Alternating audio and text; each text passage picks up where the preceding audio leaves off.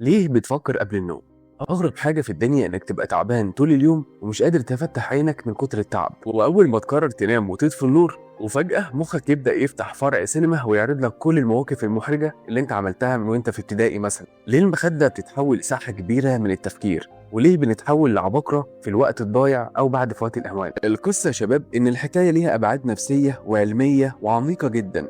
طول اليوم احنا مشغولين، مخك بيستقبل آلاف المعلومات زي الموبايلات والمكالمات وشغل وخناقات في الشارع، فالمخ بيبقى في حالة استقبال وخلاص. وأول ما بتنام انت حرفيا بتعمل ميوت أو كتم لكل الدوشة الخارجية دي، فبتبدأ الدوشة الداخلية تظهر.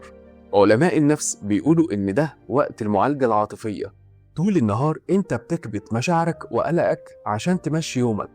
أول ما بتهدى فمخك هنا بيبدأ يفرز الملفات اللي انت ركنتها على جنب. هي مش رخامة منه وخلاص، هو بيحاول يقفل المواقف المفتوحة عشان يعرف يخزنها، لأن طول ما هي المواقف دي مفتوحة عمرك ما دماغك يقدر يخزنها أبدا. فبالتالي يبدأ عقلك يجيب الحاجات دي كلها علشان تبدأ تفكر فيها، وتبدأ ازاي انك تفكر انك تقفلها صح عشان عقلك يخزنها. وفي سبب تاني تقني شوية،